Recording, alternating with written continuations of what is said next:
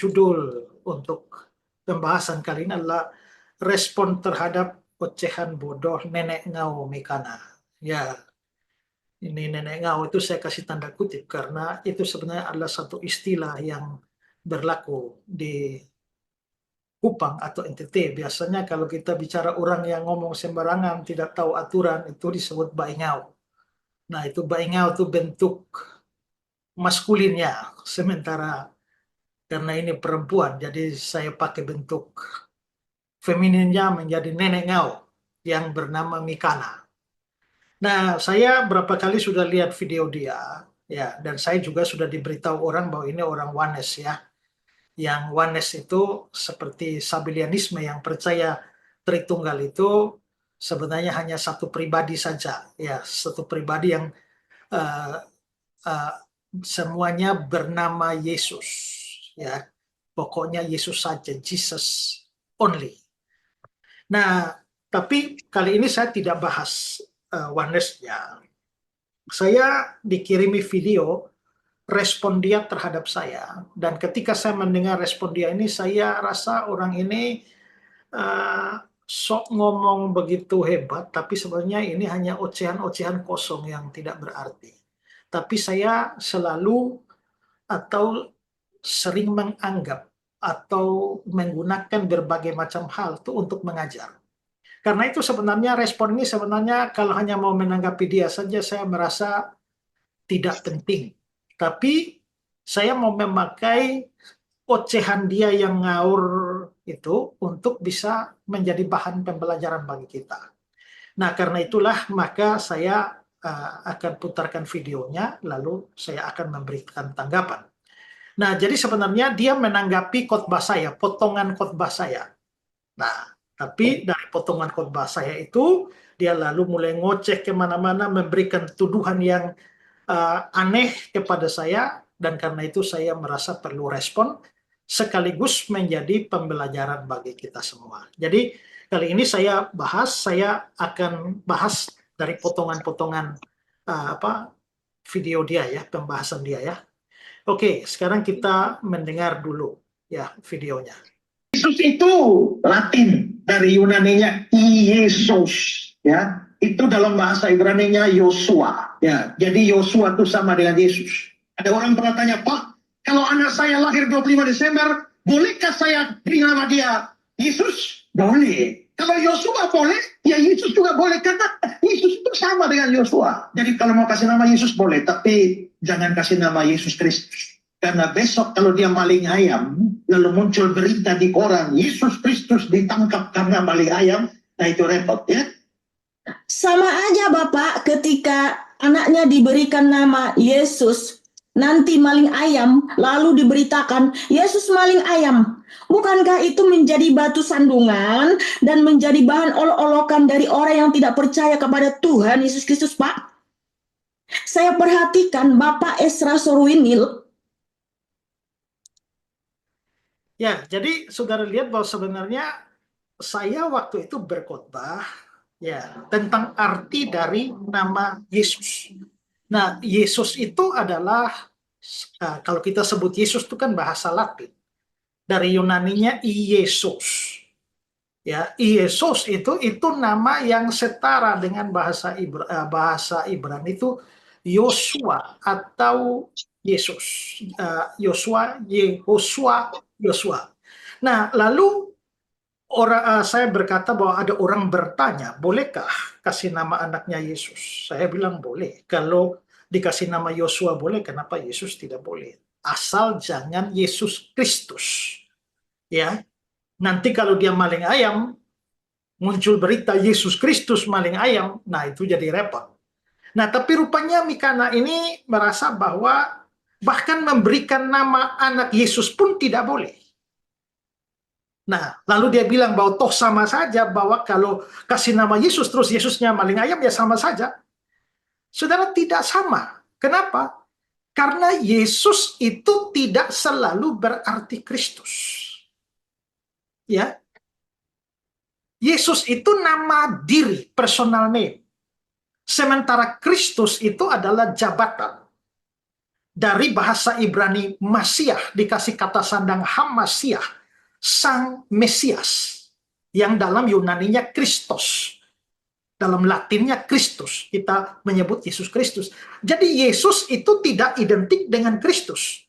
Maka ada Yesus yang Kristus, ada Yesus yang bukan Kristus. Ya. Ada Yesus yang Kristus, saya ulang, dan ada Yesus yang bukan Kristus. Nah, Tuhan kita itu adalah Yesus yang Kristus, atau Yesus yang disebut Kristus. Sementara itu ada Yesus yang bukan Kristus. Ingatlah, orang Yahudi kan percaya bahwa yang mereka tuduhkan itu namanya kan Yesus. Tapi mereka tidak diakui dia Kristus. Dia Yesus tapi bukan Kristus. Mereka sementara menantikan Kristus yang menurut mereka bukan Yesus. Berarti Yesus itu tidak identik dengan Kristus. Karena itu ada banyak orang nama Yesus tapi bukan Kristus. Nah, karena itulah saya bilang bahwa kalau hanya memberikan nama anak Yesus, itu bisa. Karena Yesus itu sebenarnya nama manusia. Waktu Sang Firman atau anak Allah jelma jadi manusia, dia memilih nama manusia, atau kepadanya malaikat memilihkan nama manusia Yesus. Karena itulah maka selain Yesus Tuhan kita, itu juga ada orang lain nama Yesus. Ada manusia nama Yesus. Nah, sekarang saya tunjukkan misalnya Matius 27 ayat 16. Matius 27 ayat yang ke-16. Dan waktu itu ada dalam penjara seorang yang terkenal karena kejahatannya, bahkan jahat. Namanya siapa? Yesus. Yesus Barabas. Ya, Barabas ini anak dari, ben bahasa Ibrani-nya. Bin dalam bahasa Arabnya, ya, Aba, anak bapa. Tapi namanya Yesus. Berarti ini kan manusia ini bukan Tuhan. Jadi ada manusia yang bisa nama Yesus, bahkan dia penjahat. Lalu di Kolose pasal 4, ayat 10-11 itu ya. Kolose pasal 4, ayat 10. Salam kepada kamu dari Aristarkus, temanku sepenjara, dari Markus, kemenakan Barnabas, dan seterusnya, dan dari Yesus yang dinamai Justus. Dari Yesus. Yang dinamai Justus ini, Yesus juga ini. Berarti dari dalam Alkitab saja kita bisa lihat bahwa memang ada manusia yang namanya Yesus. Nah, kalau begitu sekarang pertanyaannya, apakah si Mikana itu mau salahkan Alkitab itu karena ada nama Yesus? Yang bukan Tuhan kita. Yang satu penjahat, yang satu orang percaya. Ya. Kalau di situ orang bisa kasih nama Yesus, Barabas, Yesus, Justus, ya, kenapa kita tidak bisa kasih anak nama Yesus? Itu bukan sebuah penghinaan, ya. Jadi orang ini nih baca Alkitab, saya selalu bilang main kurang jauh, tapi mulutnya lebih cepat dari otaknya, dari pengetahuannya, ya. Sehingga akhirnya lupa bahwa yang dia bicarakan itu justru melawan apa yang ada di Alkitab. Kita tidak bilang bahwa anak wajib kasih nama Yesus. Tapi kalau orang mau kasih nama Yesus, ya boleh aja. Di dalam Alkitab ada selain Tuhan ada orang nama Yesus kok. Itulah sebabnya juga, maka di mana-mana di Timor Leste sana ada banyak orang nama Yesus. Di Portugal sana ada banyak orang nama Yesus. Ya, pemain bola namanya Jesus Navas. Siapa lagi? Ya, ada petinju namanya Franciscus de Jesus. Jadi nama Yesus itu nama yang biasa. Ya, nama manusia, nama di dunia ini. Kita makanya saya bilang jangan kasih nama Yesus Kristus karena itu maknanya lain. Karena kalau sudah Yesus Kristus itu sudah berkaitan dengan Tuhan kita. Tapi kalau nama Yesus saja itu nama biasa. Ya, nama di dunia ini nama manusia. Jadi orang ini tidak paham. Kenapa tidak boleh kasih nama Kristus? Karena Kristus itu berarti yang diurapi. Nah, di dalam Alkitab Perjanjian Lama, orang yang diurapi itu disebut Kristus. Makanya Daud diurapi, Daud itu Kristus. Salomo diurapi, Salomo Kristus. Para imam diurapi, para imam juga adalah Kristus. Jadi ada banyak Kristus, ada banyak Mesias. Tapi nanti pada zaman pembuangan, maka muncullah berita seperti dari dalam kitab Daniel bahwa akan muncul seorang Kristus, seorang Mesias. Maka itu menjadi mengerucut kepada satu orang. Maka orang Yahudi menanti seorang Mesias. Dan seorang Mesias itulah yang menurut kita orang Kristen yang bernama Yesus dari Nazaret. Tapi ada banyak Yesus. Maka Yesus-Yesus yang lain bukan Kristus. Maka Yesus tidak identik dengan Kristus. Maka memberi nama anak Yesus boleh, tapi jangan Yesus Kristus. Karena Yesus Kristus itu identik dengan pemuda dari Nazaret yang adalah manusia jelmaan Allah itu. Ya, nah itu yang tidak dipahami orang ini. Oke, sekarang lanjut. Perhatikan Bapak Esra Soru ini lama-lama pengajarannya makin ngawur. Mohon maaf, kacau. Ini saya kesel. Serius teman-teman, jujur saya kesel mendengarkan ajaran Bapak Esra Soru ini. Ya, jadi dia bilang lama-lama dia kesal karena ajaran saya kacau. Ya, tidak hormat lagi kepada Tuhan. Saya kira itu kan asumsi yang lahir dari kebotolan dia saja. Makanya sampai kesal. Dia tidak cukup paham Alkitab, tidak mengerti Alkitab, mendengar apa yang saya katakan, lalu menuduh kacau balau, tidak hormat pada Tuhan, lalu kesal. Sebenarnya, apa yang menyebabkan kamu kesal? Yang menyebabkan kamu kesal ya karena kebotolanmu sendiri. Bagaimana supaya kamu tidak kesal? Ya, berhenti botol, bodoh dan tolol. Ya, bagaimana caranya? Belajar dengan baik. Kalau belajar dengan baik, tidak bodoh, tidak tolol, maka mendengar apa yang saya katakan dari Alkitab itu tidak menjadi kesal lagi. Ya, oke. Sekarang lanjut. Kita kuliti satu persatu ya, kalimat demi kalimat dia.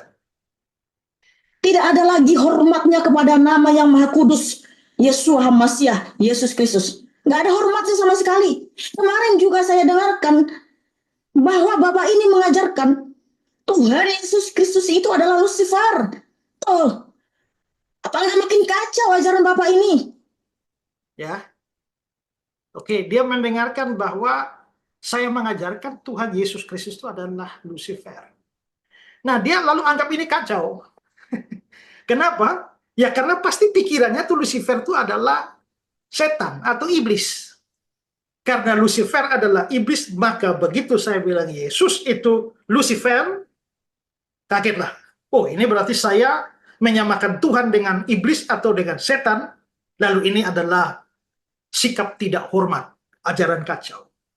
Nah, jadi saudara, saya beritahu ya, bahwa memang 99,9%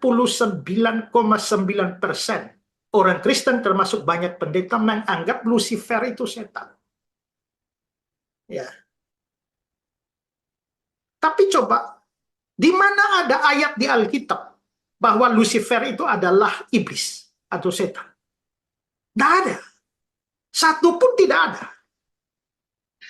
Terus dari mana orang biasa anggap bahwa Lucifer itu adalah iblis? Yaitu dari Yesaya 14 ayat yang ke-12.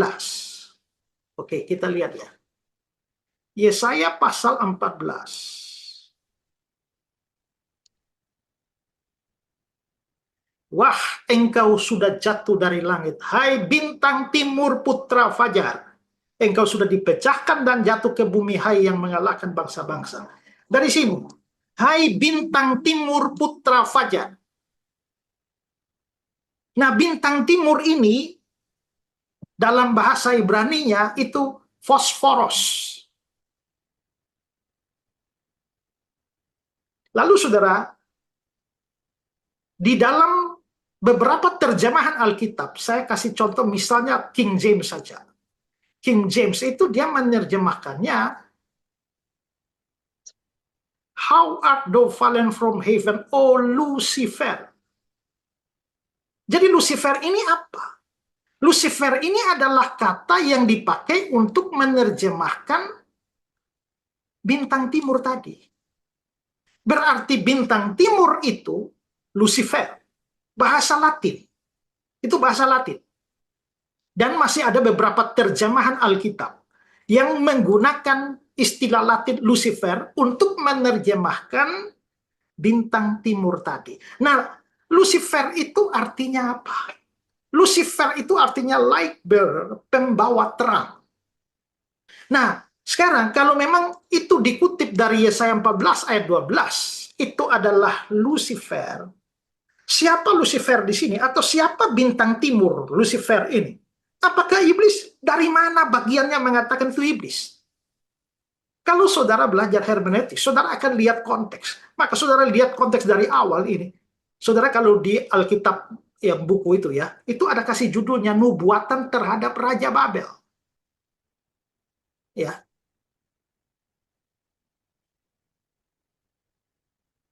Coba saudara lihat ini, ayat 4. Maka engkau akan memperdengarkan ejekan ini tentang Raja Babel. Nah, maka selanjutnya dari sini terus ke bawah semua ini ejekan terhadap Raja Babel. Dan berkata, wah sudah berakhir si penindas yang sudah berakhir orang lalim. Ini siapa? Raja Babel. Raja Babel ini siapa? Nebukadnezar. Yang memukul bangsa-bangsa dengan gemas. Itu siapa? Ya Nebukadnezar itu. Dan terus sampai di sana, ya lalu di situ mulai muncul ayat yang ke-12. Wah, engkau sudah jatuh dari langit. Hai bintang timur putra fajar, engkau dipecahkan jatuh ke bumi, hai yang mengalahkan bangsa-bangsa. Siapa ini yang mengalahkan bangsa-bangsa?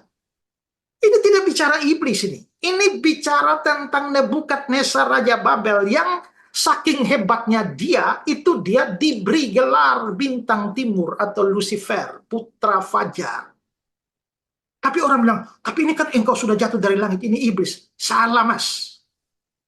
Ini puisi. Jadi ini seolah-olah kan Nebukadnezar tuh merasa dirinya begitu hebat. Ya, dia seolah-olah mau menjadikan dirinya Allah. Makanya di ayat 14 tuh, engkau tadinya berkata, aku hendak naik ke langit, aku hendak mendirikan takhtaku mengatasi bintang-bintang Allah, dan aku hendak duduk di atas bukit pertemuan jauh di sebelah utara.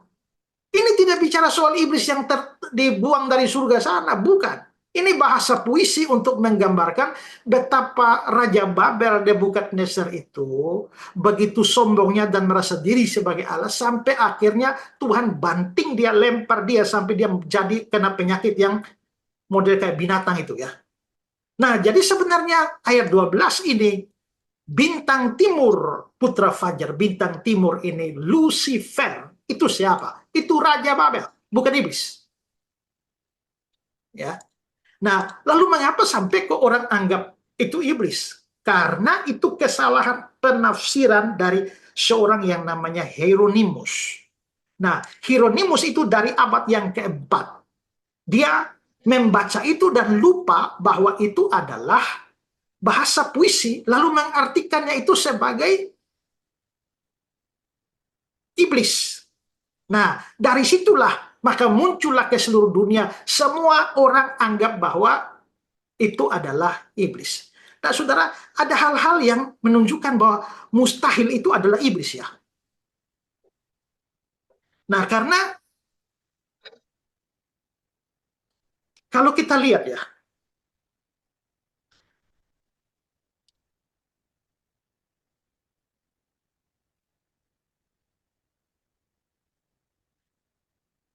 aku hendak naik mengatasi ketinggian awan-awan, hendak menyamai yang maha tinggi. Sebaliknya, ke dalam dunia orang mati engkau kuturunkan, ke tempat yang paling dalam liang kubur. Kalau ini iblis, kapan iblis dikubur itu? Apakah iblis pernah masuk kuburan? Ya. Semua bekas raja-raja bangsa berbaring dalam kemuliaan masing-masing dalam rumah kuburnya, tapi engkau terlempar jauh dari kuburmu. Kuburnya iblis, seperti taruh jijik ditutupi mayat, orang-orang tertikam dengan pedang, jatuh tercampak ke batu-batu liang kubur, seperti bangkai terinjak-injak. Engkau tidak akan bersama-sama dengan raja-raja itu dalam kubur, sebab engkau telah merusak negeri, membunuh rakyatmu. Itu iblis bunuh rakyatnya mana? Anak cucu orang yang berbuat jahat tidak akan disebut selama-lamanya, dan seterusnya. Saudara baca seluruh ayat ini, kalau itu iblis jadi aneh. Ya. Jadi sekali lagi, Lucifer muncul di sana, Yesaya 14 ayat 12, tapi lagi-lagi itu bukan iblis. Maka saya bilang, Lucifer itu nama yang terlalu indah. Makanya dipakai Raja Babel sebagai gelar baginya, pembawa terang. Karena Babel menaklukkan bangsa-bangsa. Ya, dia menaklukkan di bawah Nabopolassar yang akhirnya memuncak sampai ke Nebukadnezar, mengalahkan kerajaan Asyur yang besar. Lalu menaklukkan semua bangsa yang lain, sehingga Nebukadnezar diberi gelar kehormatan Lucifer. Jadi Lucifer itu gelar kehormatan pembawa terang. Nah, kalau itu diberikan kepada iblis, mana cocok untuk iblis? Iblis itu kegelapan, pembawa kegelapan, bukan pembawa terang. Malah lebih cocok dengan Yesus, karena Yesus bilang, akulah terang dunia. Selama aku di dunia, akulah terang dunia. Itu jauh lebih cocok. Tapi saudara, sekarang, supaya kita kasih buka mata si Mikana yang sok tahu ini ya. Sekarang kita lihat Wahyu pasal 22 ayat 16. Wahyu pasal 22 ayat 16. Aku, Yesus, telah mengutus malaikatku untuk memberi kesaksian tentang semua ini kepada jemaat-jemaat. Aku adalah tunas, yaitu keturunan Daud, bintang timur yang gilang gemilang. Aku, Yesus, bintang timur. Ingat, bintang timur tadi itu adalah gelar di Yesaya 14 ayat 12 yang diterjemahkan Lucifer tadi. Bintang timur yang gilang gemilang. Itu dalam bahasa Yunani ho aster ho lampros ho proinos. Sekarang kita lihat lagi satu ayat, 2 Petrus 1 ayat 19. 2 Petrus 1 ayat 19. Dengan demikian kami makin diteguhkan oleh firman yang disampaikan oleh para nabi. Alangkah baiknya kalau kamu memperhatikannya sama seperti memperhatikan pelita yang bercahaya di tempat yang gelap sampai fajar menyingsing dan bintang timur terbit bersinar dalam hatimu. Siapa bintang timur yang terbit bersinar dalam hatimu ini? Bintang timur yang terbit dalam hatimu itu adalah Yesus. Jadi Yesus disebut sebagai bintang timur. Nah, kalau Yesus disebut sebagai bintang timur, sekarang saudara, bintang timur di 2 Petrus 1 ayat 19 itu menggunakan kata Ibrani fosforos yang sama dengan Lucifer dalam Yesaya 14 ayat 12. Sekarang saya akan menunjukkan kepada saudara. Kita lihat Septuaginta ya.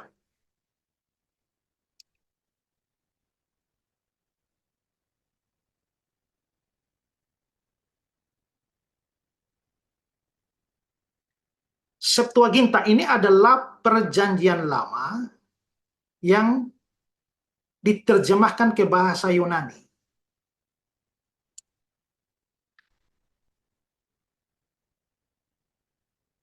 Oke, saudara lihat ini ya. Lucifer ini. Lihat bahasa Ibraninya, Heil di sana. Kita lihat di dalam Septuaginta. Yesaya 14 ayat 12. Ini. Fosforos. Berarti fosforos ini itulah Lucifer. Ya. Fosforos ini Lucifer. Sekarang kita lihat di dalam ayat yang tadi.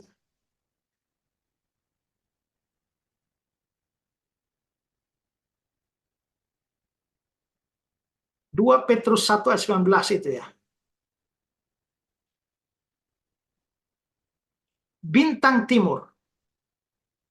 Saudara lihat kata Yunaninya. Fosforos. Sama. Sama dengan Yesaya 14 ayat yang ke-12. Sekarang, 2 Petrus 1:19, saya ingin memberikan kepada saudara lihat di dalam Vulgata Latin. Mana Vulgata? Sebentar ya.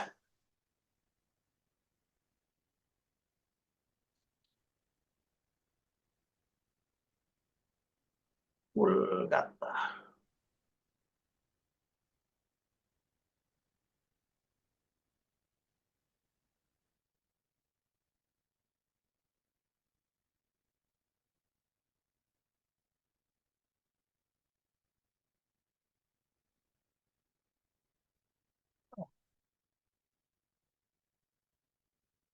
Sebentar ya, saya lihat terjemahan Vulgatanya.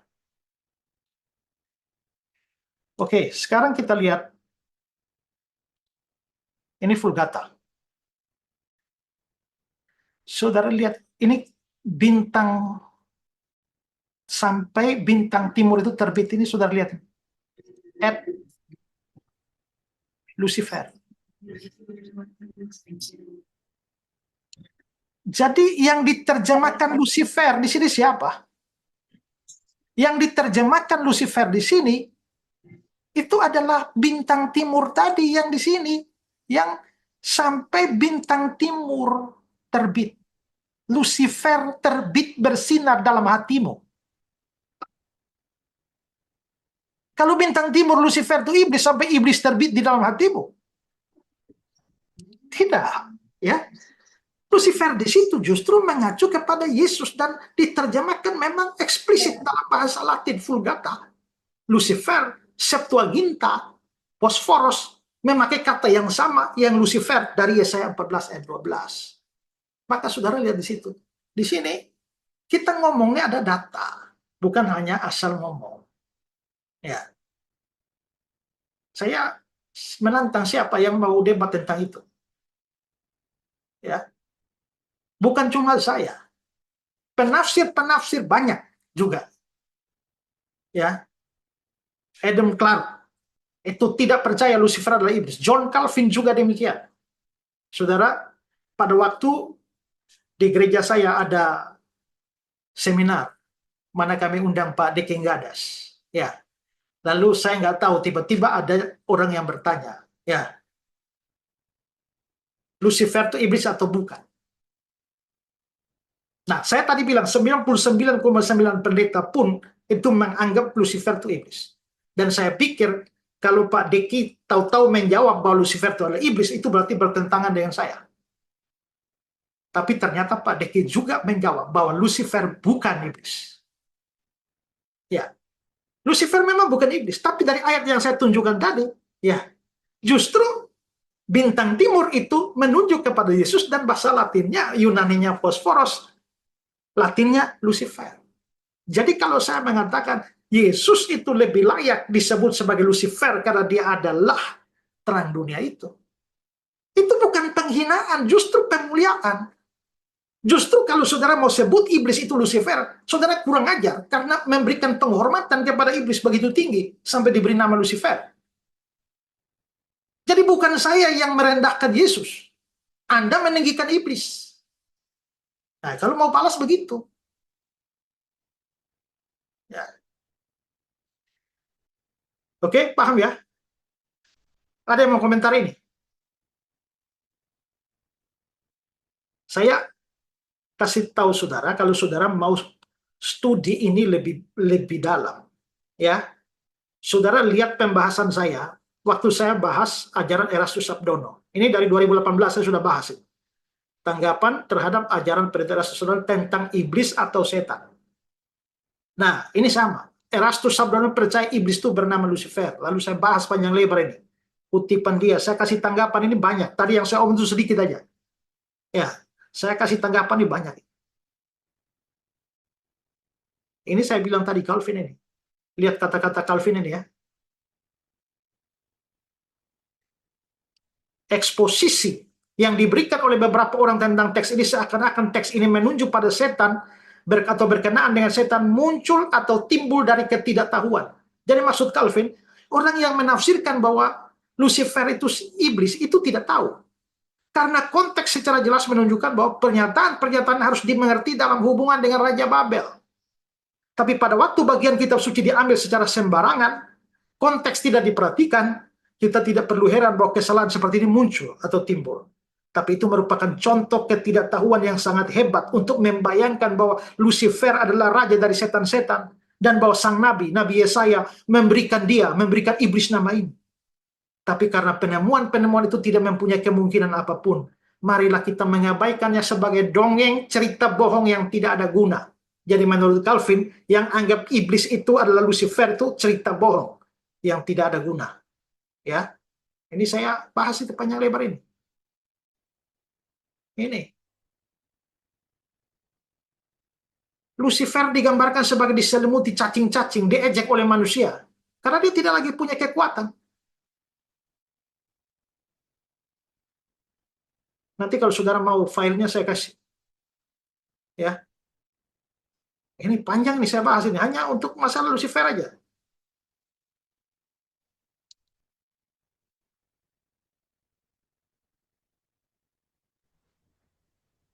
Pak Ezra. Ini masih, lihat ini, masih bersambung. Nah, terus nanti Erastus Sabdono tuh mengajarkan bahwa Allah tuh punya 3 anak. 1 nama Adam, 2 Lucifer, itu iblis, 3 Yesus. Nah, saya ngomong begitu, lalu saya mau bahas ajaran Erastus, tapi kata-kata saya itu dipotong. Dipotong pas Allah punya 3 anak, yaitu Adam, Lucifer, dan Yesus. Lalu disebarkan, seolah-olah saya mengajarkan demikian.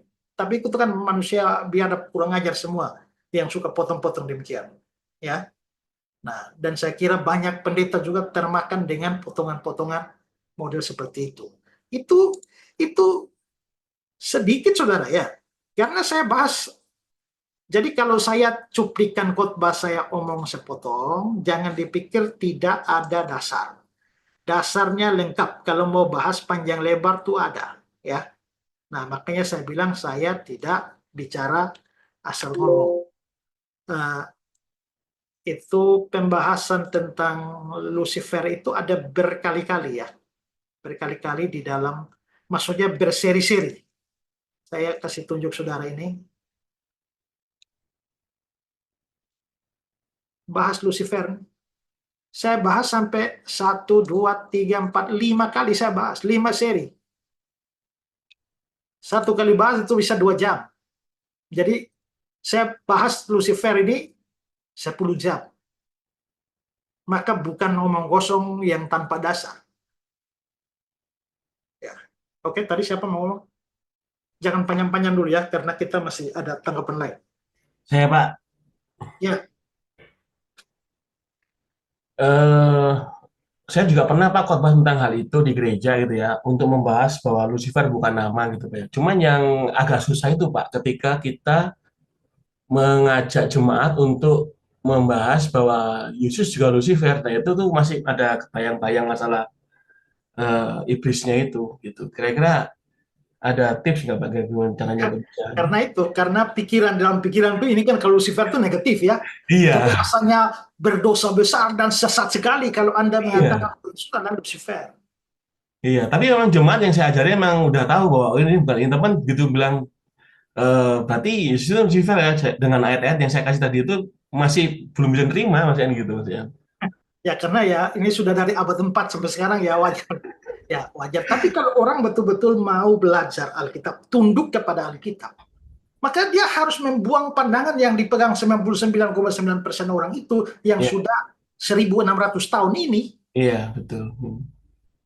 Karena kita bukan berpegang pada tradisi, tapi pada kitab suci. Ya. Yes. Jadi yang penting disampaikan. Nah, kemungkinan untuk salah paham ya memang besar. Iya, betul. Memang besar. Tapi kalau mau studi lebih dalam, ya silakan. Tapi kalau kita betul-betul mau belajar Alkitab, ya jangan terlalu merasa geli dulu ya. Yesus Lucifer, ngeri. Mungkin kelasnya lebih ke kelas ini ya, kelas kecil dulu paling Pak Pen ya.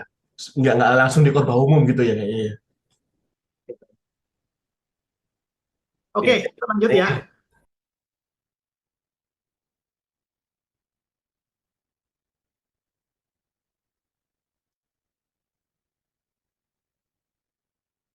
Nih, ya. Nanti saya jelaskan di sini lagi. Dia bilang Tuhan Yesus Kristus itu adalah Lucifer. Apa nggak kacau coba? Mohon ya teman-teman, disaringlah pengajaran dari orang-orang seperti ini ya, disaring ya teman-teman. Jangan ditelan bulat-bulat. Ya, setuju. Siapapun juga, jangan telan bulat-bulat. Periksa. Ya, periksa dari Alkitab. Nah, sekarang kalau saya ngomong pakai Alkitab, dia ngomong pakai Alkitab tidak. Jadi siapapun, mau rasul sekalipun. Sekarang kalau kita lihat di dalam Kisah 17 ayat 11 itu ya. Orang-orang Yahudi di kota itu lebih baik hatinya dari orang-orang Yahudi di Tesalonika. Ini orang Kristen di Berea, orang Yahudi di Berea. Karena mereka menerima firman dengan segala kerendahan hati dan setiap hari menyelidiki kitab suci untuk mengetahui apakah semua itu benar demikian. Jadi bukan soal kata-kata saya, tapi dasar kitab sucinya harus diselidiki.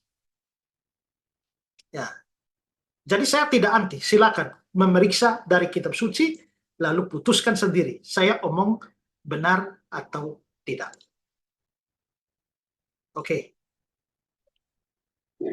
Dan kalau memang nama Yosua itu sama persis dengan Yesus, ya udah Pak, kamu menyembah yang namanya Yosua aja Pak.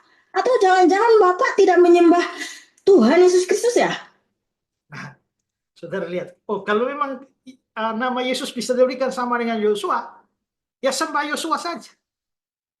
Nah, orang ini tidak mengerti padanan nama. Ya, padanan nama di dalam bahasa, berbagai macam bahasa. Ya. Karena apa? Karena tadi saya sudah bilang bahwa memang nama itu, nama Yesus, Yesus itu bentuk Yunaninya. Karena banyak orang pada waktu itu punya dua nama. Lewi nama Ibraninya, Matius itu nama Yunaninya. Ya kalau begitu Lewi dan Matius sama, ya sama itu. Bicara dengan Lewi sama dengan bicara dengan Matius. Makanya dikatakan di Injil Matius, Yesus memanggil Matius, pemungut cukai. Di Injil yang lain dia bilang Yesus memanggil Lewi, pemungut cukai, kan sama. Jadi Yesus sama Matius sama Lewi itu sama itu. Yudas itu nama Yunaninya.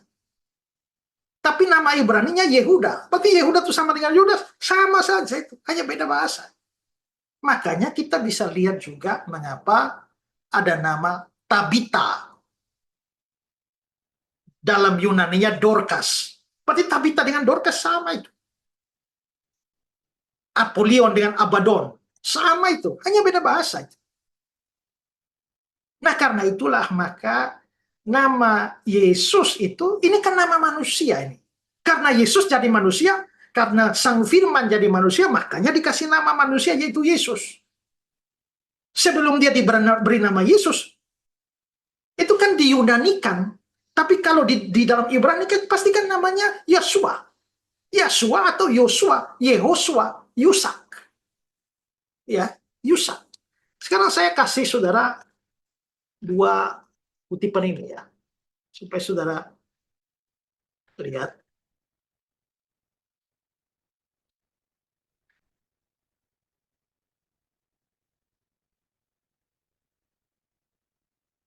Supaya saudara mau percaya ini para ahli atau orang botol itu. William Barclay. Yesus adalah bentuk Yunani dari nama Yahudi Yusak. Dan Yusak berarti Tuhan adalah keselamatan. Henry. Nama Yesus sama dengan Yosua. Sama itu. Hanya akhirannya saja yang diganti. Guna menyesuaikan dengan bahasa Yunani. Ini yang ngomong ini para penafsir Alkitab, pakar-pakar. Dan saya masih bisa berikan daftar yang jauh lebih panjang lagi. Jadi saudara silakan putuskan mau percaya yang mana. Ya. Sekarang saudara lihat ini juga.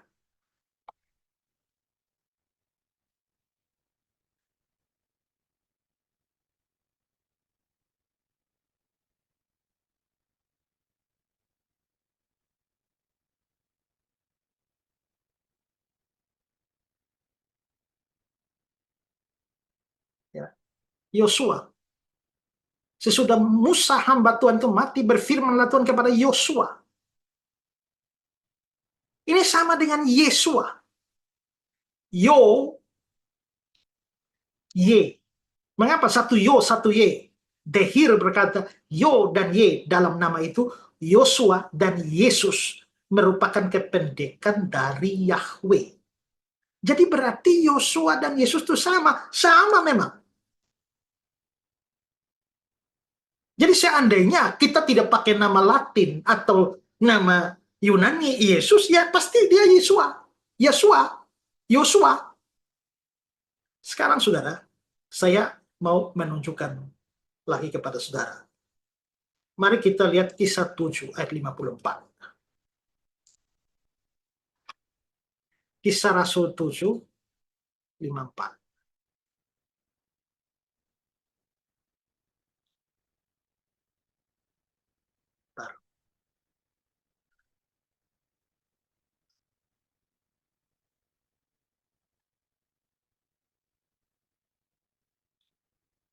45. Kemah yang diterima nenek moyang kita dan yang dengan pimpinan Yosua. Saudara lihat baik-baik ya. Dengan pimpinan Yosua. Kisah Rasul 7 ayat 45. Sekarang mari kita lihat bahasa Yunaninya.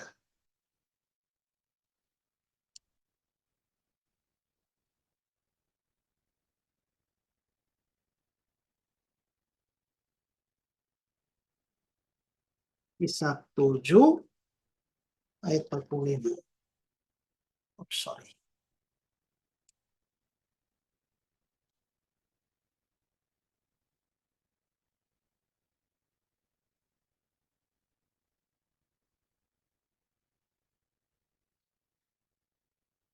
Oke. Mari sekali lagi lihat terjemahan Indonesia. Mana terjemahan Indonesia? Ini. Kemah itu diterima nenek moyang kita dengan pimpinan Yosua. Saudara lihat King James-nya. Come after brought in with Jesus.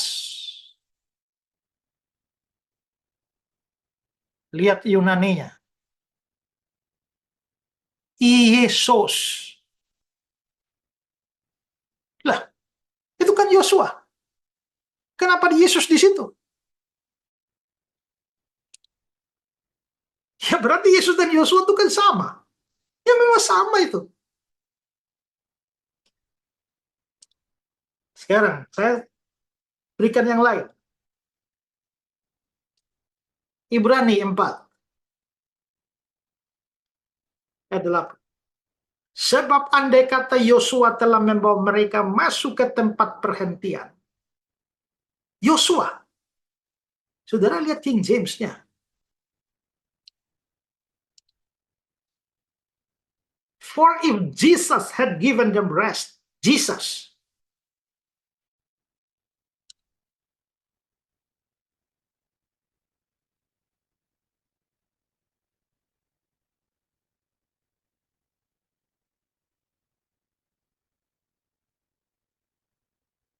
For if Jesus, Yesus, Ibrani 4 adalah apa? Itu tadi Yosua itu. Tapi ini Yesus itu. Bukan hanya King James, tapi Yunaninya aslinya memang Yesus. Nah, jadi bagaimana? Ya, berarti Yesus sama dengan Yosua kan? Jadi kalau orang ini mau ngomong pakai data, coba dia jawab saya itu mengapa? Di situ Yesus kok jadi Yosua jadi Yesus. Sekarang sudah lihat ini dalam pulpit komentari. Yesus. Ini merupakan bentuk Yunani dari nama Yosua yang begitu dikenal.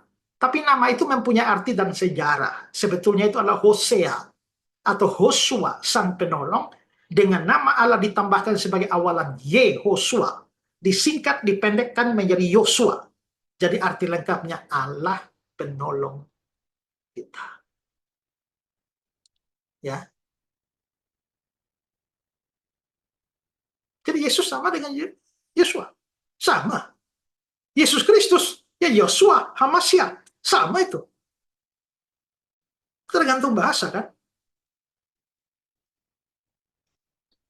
Nah, kalau paham itu tidak akan ngomong sebotol Mikana ini. Sampai akhirnya ngomong ini. Oh, Bapak masih menganggap di atas Tuhan Yesus Kristus masih ada lagi yang lebih tinggi di atasnya, yaitu Bapa. Ini ngomong ngawur ini. Kapan saya anggap Bapa lebih tinggi dari Yesus? Ya, saya penganut Tritunggal, percaya Bapa, Anak, Roh Kudus setara. Yang anggap Bapa lebih tinggi dari Yesus itu Saksi Yehova, Erastus Sabdono, dan yang lain-lain itu bukan saya. Ya pantas aja Pak, Bapak selalu merendahkan Tuhan Yesus, nggak ada hormatnya sama sekali. Merendahkan Yesus atau dia meninggikan iblis dengan memberi gelar Lucifer kepada iblis. Padahal Alkitab mengajarkan di Keluaran 20 ayat 7, jangan menyebut nama Tuhan Allahmu dengan sembarangan. Sementara nama Tuhan Allah kita, Sang Pencipta langit dan bumi, Sang Juru Selamat dunia, namanya adalah Yesus Kristus. Dalam bahasa Ibrani, Yeshua HaMashiach. Di mana arti nama Yesus itu adalah Tuhan yang menyelamatkan. Nama Yesus atau Yeshua diambil dari dua kata Ibrani atau bentuk singkatan dari Yahweh Yasa yang artinya Tuhan penyelamat. Dan secara spesifik dijelaskan di Matius 1 ayat 21 bahwa nama Yesus atau Yeshua itu adalah yang menyelamatkan umatnya dari dosa-dosa mereka. Karena memang Tuhan Yesus Kristus adalah Tuhan penyelamat kita yang menyelamatkan kita dari dosa-dosa. Siapa yang bisa menyelamatkan kita dari dosa-dosa kalau bukan Tuhan semesta alam yang namanya Yeshua HaMashiach, Yesus Kristus. Nah, ini kan sudah ngomong ngawur kemana-mana ini. Ya, ketika dia mulai mengutip Keluaran 27, jangan menyebut nama Tuhan dengan sembarangan. Lah yang sebut sembarangan di siapa? Alkitab melarang jangan menyebut nama Tuhan dengan sembarangan. Tapi apakah memberikan nama orang itu Yesus, bukan Yesus Kristus, tapi Yesus? Apakah itu menyebut nama Yesus, nama Tuhan dengan sembarangan? Saudara, kalau memberi nama orang Yesus itu dianggap melanggar hukum jangan menyebut nama Tuhan dengan sembarangan, pemberian nama itu melanggar hukum itu, maka harusnya ada banyak orang Yahudi yang tidak boleh pakai nama itu. Kenapa? Saudara tahu nama Daniel. Daniel itu artinya apa? Daniel, Allah adalah hakimku. Kalau begitu jangan pakai Daniel, jangan kasih nama anak Daniel. Karena itu ada nama Allah di situ. Eloah, Elohim ada di situ, Daniel. Jangan kasih nama anak Hananya. Karena Hananya itu artinya Yahweh memberi anugerah. Itu ada nama Yahweh di situ. Jangan kasih nama orang Hananya. Jangan juga kasih nama Misael. Karena Misael, siapakah seperti Elohim? Siapa seperti Allah? Itu ada nama Elohim di sana. Jangan kasih nama orang Asaria, karena Asaria itu artinya Yahweh adalah pertolongan. Tapi nama Daniel, Hananya, Misael, Asaria, nama orang Yahudi dalam kitab Daniel. Di Alkitab ada orang nama Elimelek. Tahu apa artinya Elimelek? Eli itu artinya Eloah, Elohim, Allah. Melek itu artinya raja. Jadi Elimelek adalah Allah, adalah raja. Jadi itu orang di Bethlehem itu yang punya istri nama Naomi, anak Kilion Makron yang namanya Elimelek itu. Allah adalah raja. Apakah dia menggunakan nama secara sembarangan? Karena ada nama di situ. Ada orang nama Nehemia. Nehemia itu artinya Tuhan penghibur. Yesaya, keselamatan dari Yahweh. Yeskiel, Tuhan menguatkan. Hampir semua nama orang Yahudi itu ada nama Allah di dalam. Bahkan nama Yahweh di dalam. Tapi mereka pakai itu dan tidak ada yang merasa bahwa itu menyalahi hukum jangan menyebut nama Tuhan dengan sembarangan. Lalu mengapa memakai nama Yesus atau memberi nama anak itu Yesus dianggap sebagai pelanggaran terhadap hukum jangan menyebut nama Tuhan sembarangan? Dia nggak mengerti antara, dan orang ini tidak mengerti apa artinya jangan menyebut nama Tuhan yang sembarangan. Sehingga pemberian nama Yesus loh, bukan nama Yesus Kristus. nama Yesus itu dianggap melanggar hukum itu. Ya.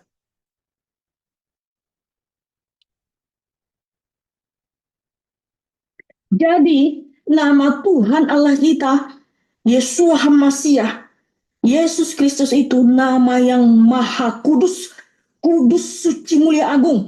Jangan gunakan dengan sembarangan kau berikan pula kepada nama anak-anakmu. Ketika anak-anakmu tidak berkarakter Kristus, bukankah itu menjadi batu sandungan? Ini kacau kan antara Yesus dan Kristus. Makanya jadi ngomong jadi ngawur begini. Wow, luar biasa ya. Luar biasa pengajaran Bapak Esra Sorwini. Makin lama makin ngawur. Tidak ada hormatnya sama sekali sama Tuhan Yesus Kristus. Dia telah menyetarakan Tuhan sama dengan dirinya, sama dengan manusia, yang dengan sembarangan boleh saja digunakan. Kalau begitu, apakah orang-orang yang bernama Daniel, Hananya, Misael, Asarya, Elimelek, Nehemia, Yesaya, Yeskiel, dan lain-lain itu semua sedang menyetarakan diri dengan Allah? Ya. Nah, ini mulai kacau itu. Ya. Bahkan saudara tahu ya, nama Allah sendiri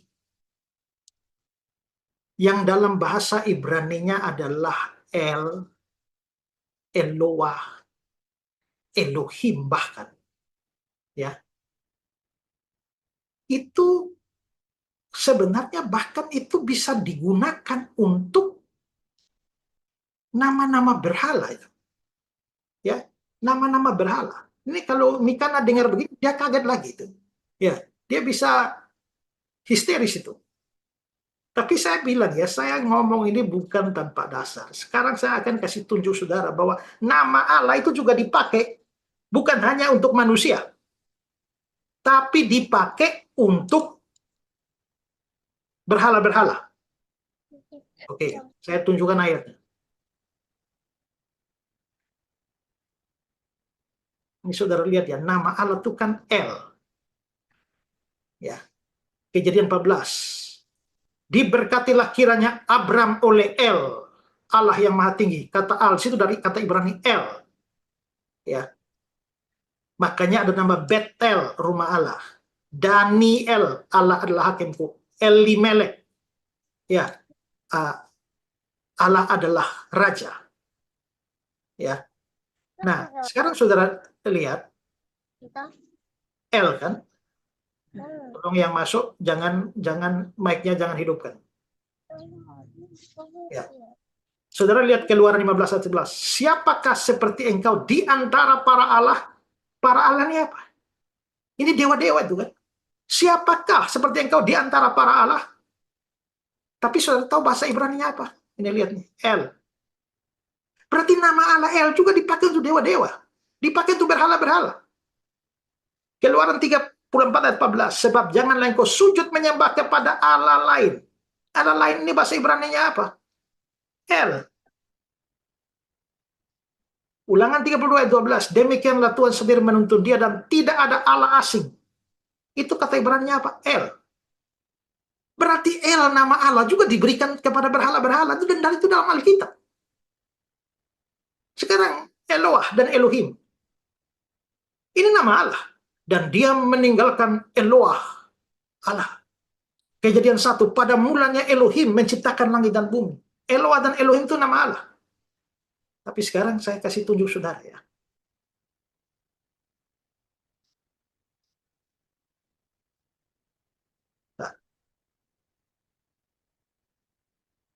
Nah, Mazmur 95 ayat 3. Sebab Tuhan adalah Allah yang besar, Raja yang maha besar, mengatasi segala Allah. Segala Allah ini kan A kecil, dewa-dewa. Tapi kata Ibrani-nya coba cek, Elohim.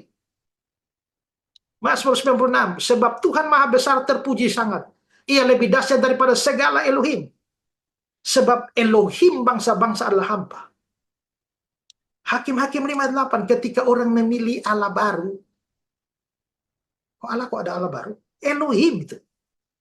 Maka saudara bisa lihat bahwa nama Allah saja di dalam Alkitab bisa dipakai untuk dewa-dewa. Nah kalau dewa-dewa saja bisa pakai, kenapa manusia nggak bisa? Itu loh. Nah, dia coba jawab itu, coba. Ya, saya kira Orang kalau tidak belajar, tapi mau mengajar, itu jadi kacau balau tuh kayak model begini nih. Ya,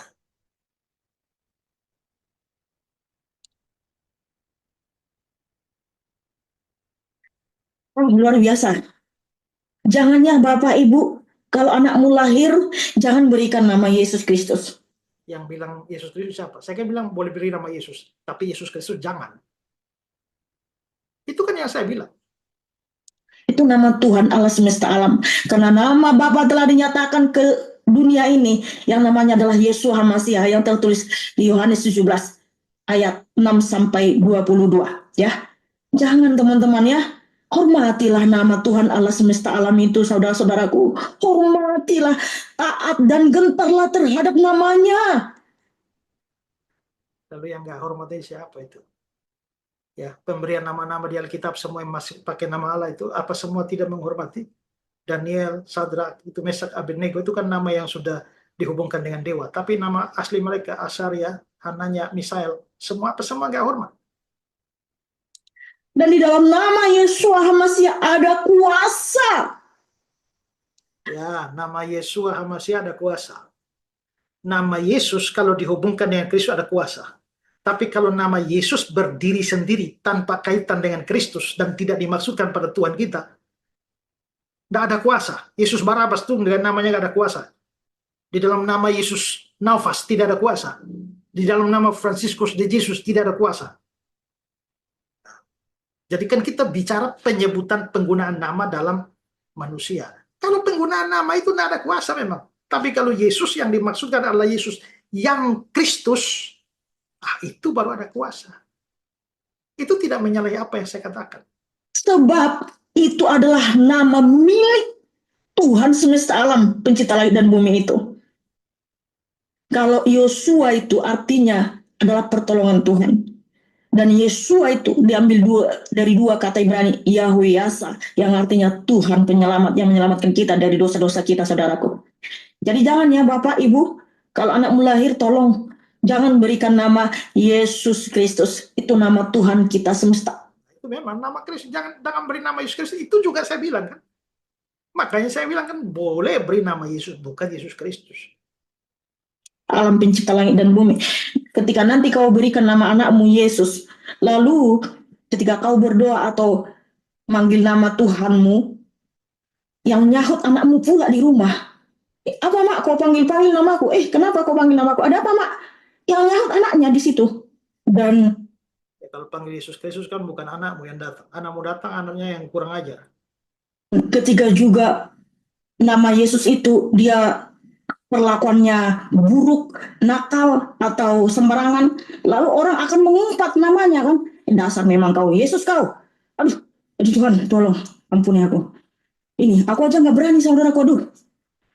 Kan kacau ajaran Bapak Esra Solo ini. Jangan ya Bapak Ibu ya, tolong ya, hormatilah nama yang sakral, nama yang maha kudus, yaitu Yesus HaMasiah, Yesus Kristus, nama Tuhan kita semesta alam pencipta langit dan bumi. Ya, sisanya hanya ocehan kosong saja. Jadi saudara bisa lihat ya, bahwa saya bicara semua ada datanya, ada ayatnya, ada tafsirnya, semua lengkap. Makanya saya bilang, ya, ini orang sok tahu, ya, mengerti sedikit tapi omong terlalu banyak. Makanya saya beri gelar dia nenek ngau. Ya. Oke, saya kira sudah cukup karena sisanya hanya ocehan-ocehan saja, nggak ada yang perlu ditanggapi lagi.